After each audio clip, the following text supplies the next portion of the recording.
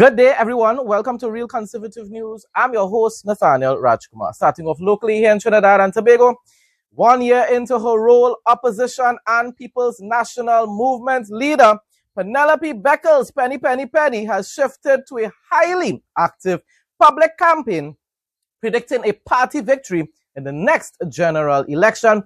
And at this point in time, I don't blame her for being enthusiastic about it, because the kind of utter nonsense that Queen Kamala is doing. I don't want it to happen. I don't want PNM to ever get back into power in Trinidad, but it seems that is exactly what is going to take place. To back this claim, she emphasized her personal commitment to necessary fieldwork to return the party to government. She ain't gotta do one thing. I am telling you. PNM doesn't need to do anything. All they need to do is just let UNC continue to self-destruct. That's all they need to do.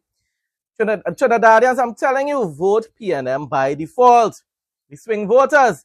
And UNC's base is too small to be able to win an election on their own. Operating on the assumption that local government elections will take place in August 2026, the PNM has already started screening candidates by placing representatives in the field early. The PNM aims to secure a victory. I don't know where Penny and crew got that idea, though. I think up to about a month or two ago, the UNC made it clear that they have no intentions of calling an early local elections. And if they do, they are very foolish, because we already know that they will end up with a landslide defeat. And even if they wait until next year, God's willing, unless Kamala Persad wakes up, apologizes to the nation for acting like a dictator, the UNC will cease to exist as a party. They will no longer be a viable option even in 2030. My response: Queen Kamala and her PNM inner circle crew will ensure that PNM wins both the local election next year and general election in 2030. I'm still saying next year because that's when it's due. And the UNC hasn't said otherwise. So that's why in my response, I'm still saying next year. I want to say, as I just said just now, Chinese vote PNM by default. The reality is, people, and unlike these blind followers of the UNC, the reality is that Trinidadians will always prefer, especially the swing voters. Not people like me, I will never vote PNM. I will go and vote for a third party, though. I will vote for a third party next round. But Trinidadians prefer to suffer under the PNM than to suffer under the UNC. If they know that the UNC is treating them just as bad or even worse than the mighty Morphin Ghanaian bicycle coal pot, no ham, no macaroni pie PNM, they are going to go back to their first love, which is the PNM, people. I don't understand how there are so many individuals saying, oh, that never again, your PNM never going to win another election in Trinidad and Tobago. You're fooling yourselves. You are remaining in denial. Because Trinidadians don't vote like that. We have seen it over and over again in the past. And the thing about it is, in the past, Pandey governed the nation good. Kamala governed the nation good between 2010 and 2015. And yet people still ended up voting against them. Far as for now, when UNC is governing the country like a PNM, she's implementing all PNM types of policies and making it even more extreme. You're doubling fees, fines, taxes more than the PNM. You're using an SOE far more than the PNM. Far more. You want to govern, you looking like as though you want to govern the country for the next 4 years via SOE. So you are becoming more extreme than the PNM. And you really expect swing voters to vote for you. Next year, God's willing, for the local, or later this year for the local, if Penny is correct. And definitely in 2030, no Kamala. And all of you who are believing that the PNM is dead, fooling yourselves. I wanted to say, swing voters will never tolerate lies and abuse of power from the UNC. They will never do it. In many ways, UNC has now become even more autocratic than the mighty Morphin Ghanaian coal pot bicycle PNM. I never thought that would have happened, but that's exactly what is taking place. The thing about it is, we all know, PNM is a socialist autocratic party. And therefore, when they win in 2030, they're just going to take everything. They're going to take everything that the UNC did and even multiply it again and make it even more extreme. And you know why? Because they know that the Trinidadians will never trust the UNC again. Ever, ever, ever, ever. From next year, many citizens, including myself, will vote for a third party. I ain't going to ever vote for PNM either. Never. Because it's evil. It's destructive.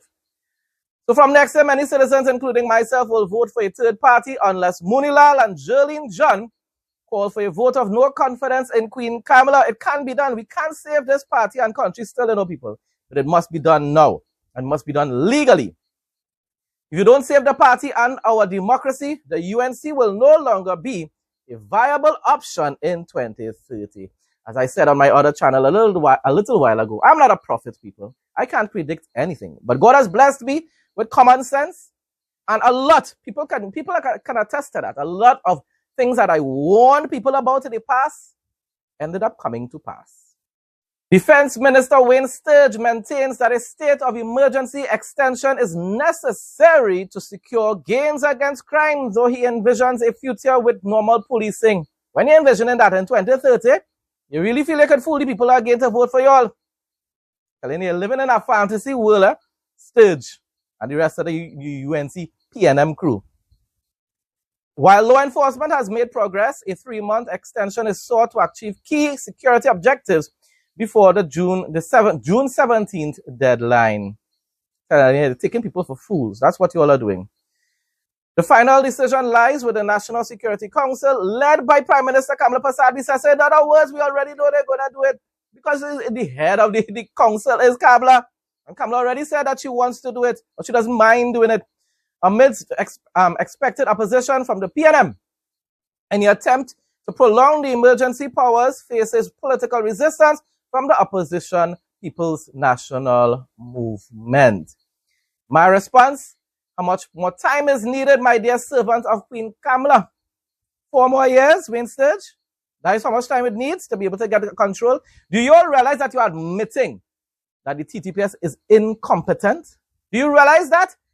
You're proving to the entire world that the only way the police service could be able to control crime here in Trinidad and Tobago is via an SOE, which means that they can only fight crime by suspending the constitutional rights of citizens, constitutional rights to privacy in their homes, constitutional rights to also not be detained in a prison, in a jail for longer than a certain space of time without there being sufficient evidence to do so. That is what this SOE is doing.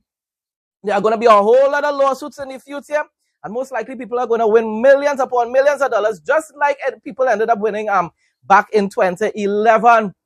The UNC is going to cost this country millions of dollars in the future due to a lot of lawsuits against the government. That is what is going to happen. You cannot continue to suspend the rights, the citizens' rights. Police officers shouldn't be able to invade people's homes without a warrant. And that is what is happening.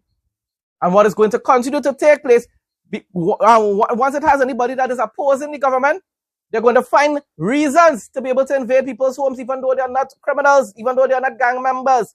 That is what is going to take place. This evil needs to stop. And we're going to have to use the PNM because they're the ones with the resources. They are the ones with the finances and the lawyers to be able to sue the government. And therefore, we're going to have to depend on them. Even though I do not support them, we're going to have to depend on them to be able to take this matter most likely straight up to the Privy Council and resolve this once and for all. Trinidad and Tobago weather report for Monday, June 8, 2026. The weather forecast for Monday, June 8, 2026 in Trinidad and Tobago predicts initial cloudy conditions with scattered morning showers giving way to mostly fair, hazy, and breezy conditions by afternoon. The day will experience a maximum temperature of 31 degrees Celsius and a minimum temperature of 24 degrees Celsius with an intense peak heat index reaching up to 35 degrees Celsius. The morning starts mostly cloudy with a 10% to 20% chance of brief lingering showers. The afternoon skies will clear up to become partly sunny and hazy with rain risks minimizing drastically after 2 p.m. Moderate easterly to east-southeast winds will blow between 10 to 45 km per hour, bringing occasional stronger gusts. Expect a moderate humidity level fluctuating between 65% to 90% along with an exceptionally high UV index of 9 during peak daylight hours. Open waters will remain moderate with wave heights ranging from 1.5 meters to 2.0 meters while sheltered areas will sit near 1.0 meters. According to official updates from the Trinidad and Tobago Meteorological Service, the unstable tropical wave system active over the weekend is expected to break up, leading to a much drier and dustier pattern as the new week begins. Regional news now. Thousands of ordinary Guyanese will soon have access to collateral-free financing, mentorship, and business support through the Guyana Development Bank. You see who actually serving his people? Irfan Ali. Perfectly? Most likely not. Of course not. But much better than Kamla here in Trinidad.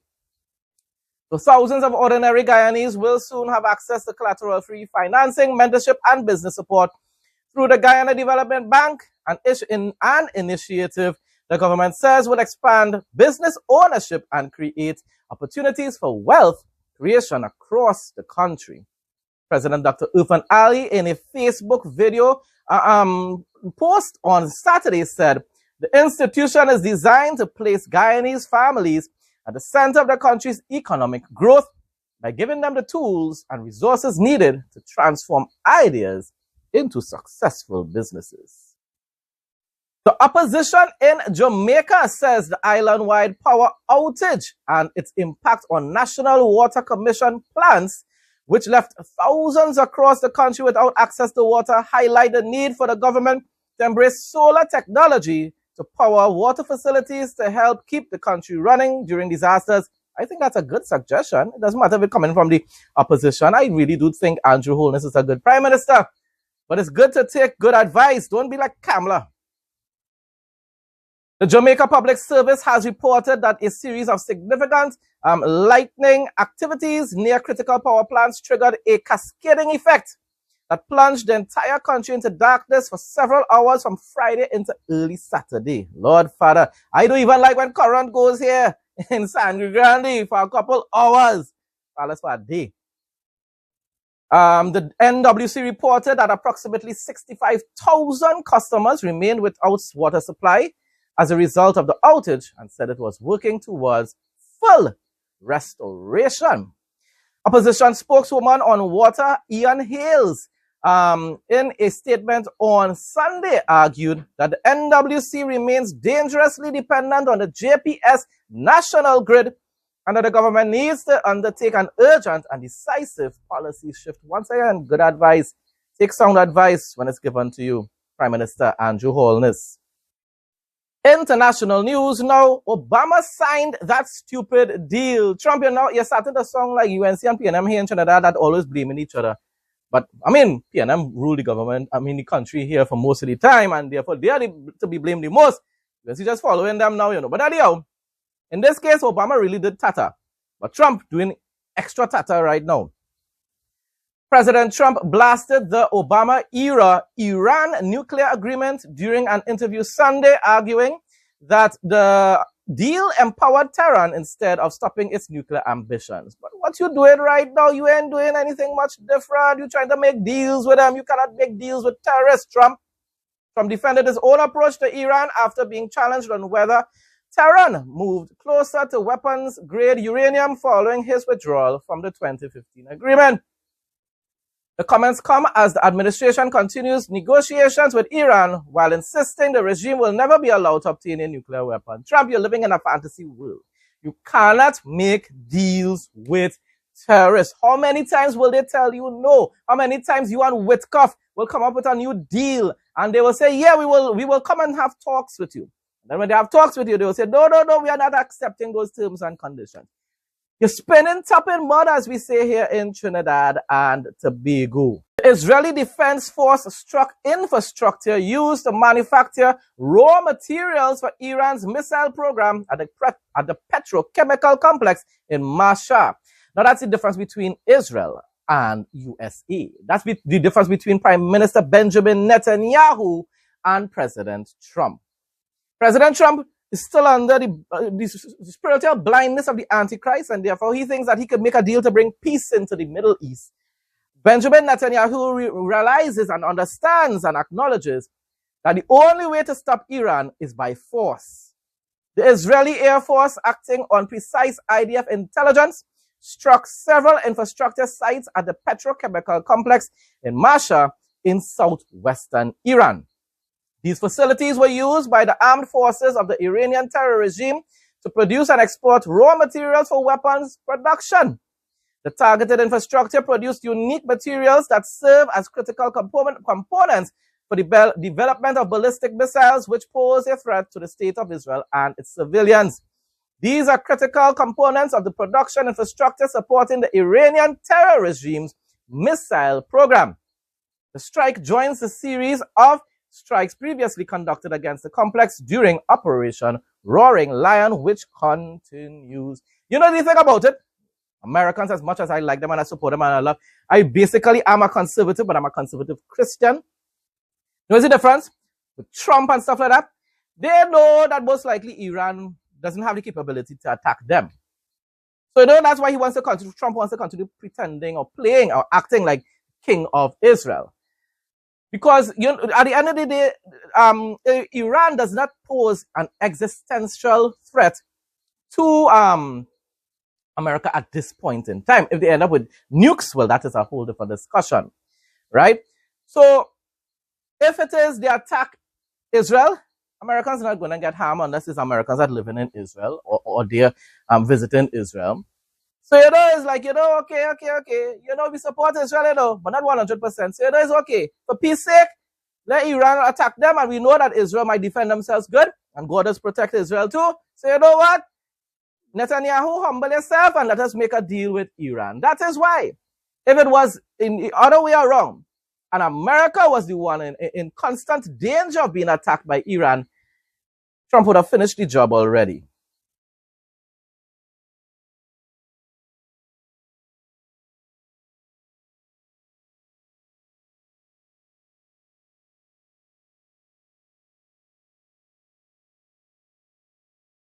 Amr Safati, a Messianic Jew and Bible teacher, well known around the world. If you don't know about him, Google him or search for him on YouTube. Wonderful Bible teaching programs and stuff like that. He also has a Middle East news update that he posts on YouTube probably at least once a week. Sometimes if he's on tour and stuff like that, he may not have time to do it. But nevertheless, you can check him up. Facebook, YouTube. Amr Safati posted this on Telegram this morning, actually, but of course by now it's probably evening time in Israel. He said, who are the advisors to the President of the United States? Wow, you know, asking that question. I've been asking that question so long, Amr. I used to even be sending him messages in Telegram. Can't they see that the blockade is the very thing dragging the entire region deeper into this war? And I said that just a couple days ago, that I said this continued blockade with Iran is putting stress on the entire world. It's just delaying everything because Iran isn't going to give up, and yet people are continuing to suffer. The entire world is continuing to suffer, right? And therefore people will get more and more involved in this war. You cannot call for an immediate ceasefire and expect Iran to abide by it while the blockade remains fully in force. Those two positions are fundamentally incompatible. Exactly, because once you have the blockade there, Iran is going to continue to try to bully everyone, including America, into submission. If you want the Iranian regime to sign a deal, hit it hard. Now, you see, this is what I love about the advice that was given by Amr here. He didn't say, well, just remove the blockade, you know. Because if you remove the blockade, you are just giving Iran the opportunity to continue to terrorize the entire world anyhow you take it. So that's not an option either. Sustained pressure, not mixed signals, is what forces dictatorships to make concessions. Exactly. You cannot make deals with them, people, and you cannot allow them to continue to get away with their evil either. Every pause gives them time to regroup, rearm, and escalate, while every display of resolve brings them back to the negotiating table. Now, finally, Amr Safati is realizing that the art of the deal ain't so good after all. Strength creates leverage. Hesitation only prolongs conflict. Exactly. My response, I could have told him, Amr, that Trump has horrible advisors months ago with cough. Nevertheless, well said, my brother in Christ. Bible quote of the day. Exodus 3:10-14. Come, I will send you to Pharaoh that you may bring my people, the children of Israel, out of Egypt. But Moses said to God, Who am I that I should go to Pharaoh and bring the children of Israel out of Egypt? He said, But I will be with you, and this shall be the sign for you, that I have sent you. When you have brought the people out of Egypt, you shall serve God on this mountain.